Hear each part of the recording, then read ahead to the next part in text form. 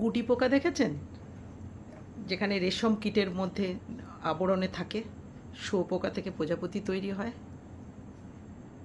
একদিন এক বাচ্চা একটা শুঁয়োপোকাকে দেখছে ওরকম সারভাইভ করতে, কি খোলসের ভেতরে। তো বাচ্চাটা মাকে এসে বলবে, মা, পোকাটা কষ্ট পাচ্ছে, তুমি ওকে বার করে দাও, ওর গায়ে পেঁচিয়ে গেছে ওগুলো। ওর মা বলবে, না, ওটাই ওর কাজ, ও ঠিক নিজের মতো বেরোবে, ওকে কিছু করো না, ওকে হাত দিও না। অনেকক্ষণ বাচ্চাটা দেখার পর মনে মনে ভেবেছে, না, ওটা তো কষ্ট পাচ্ছে, আমার উচিত ওটাকে বার করে দেওয়া। কাঁচি নিয়ে এসে ওটা কেটে দিলাম। কেটে দেওয়ার পর সেটা যে বেরিয়ে এলো, সেটা কীরকম, না শুঁয়োপোকা না প্রজাপতি। পেটটা মোটা, ডানাগুলো পুরো ডেভেলপ করেনি, ছোট ছোট ডানা।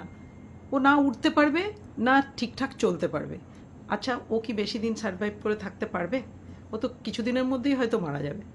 তো আমাদের এই ডিরেক্ট সেলিং মার্কেটিংও আমাদের এই জায়গাটা এরকম হয় যে ডাউনলাইনের প্রতি এতটা মানে কনসাস হয়ে যায়, তার সঙ্গে বছর পেরিয়ে যাচ্ছে, দিন পেরিয়ে যাচ্ছে, অথচ তার সঙ্গেই ডেমো, তাকেই প্রোগ্রাম করে দিচ্ছে, সে কিচ্ছু শিখছে না। আমি বলি ডাউনলাইনকে যদি সুন্দর করে তৈরি করে দেওয়া যায়, প্রজাপতি তৈরি করে দেওয়া যায়, ডাউনলাইনকে হাতে কলমে শিখিয়ে তারপরে যদি তাকে দেওয়া যায়, তাহলে কিন্তু অনেক প্রবলেম সলভ হবে। যেমন আমি কিছু অনেক সময় করেছি, যে আমার ডাউনলাইনকে আমি কি বলেছি, যে তুমি প্রোগ্রাম করো, আমি ঠিক ঢুকে যাব, 10 মিনিটের মধ্যে আমি ঢুকে যাবো, বাট আমি ঢুকিনি।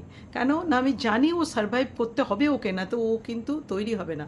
তো এরকমভাবে যদি ডাউনলাইনকে তৈরি করে দেওয়া যায়, তাহলে আমার মনে হয় আগামী দিনে বাগানে প্রচুর প্রজাপতি আশেপাশে ভর্তি হয়ে থাকবে, বাগান পুরো ভরে থাকবে প্রজাপতিতে।